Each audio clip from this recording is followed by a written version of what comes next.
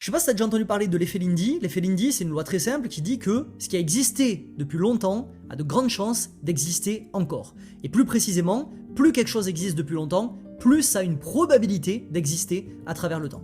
Et quand on s'intéresse à la pratique du bilan annuel, c'est magnifique parce que le bilan annuel, il existe depuis la nuit des temps. C'est présent dans toutes les grandes traditions qui nous ont précédés.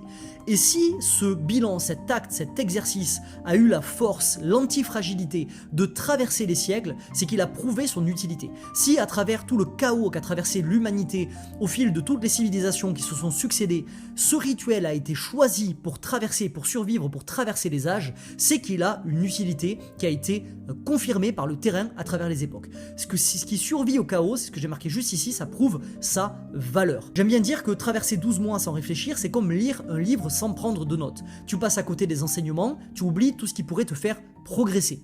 Comme dit John Dewey, qui est un philosophe et un psychologue américain, nous n'apprenons pas de l'expérience, nous apprenons de la réflexion sur l'expérience. C'est hyper important de comprendre cette nuance-là.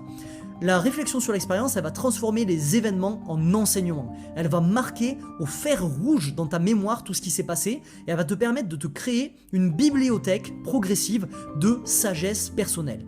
On a l'impression qu'il nous suffit de vivre les expériences pour en tirer les leçons, c'est absolument faux. Tant que tu n'as pas pris le temps de réfléchir sur ce qui t'est arrivé, tu n'avanceras pas.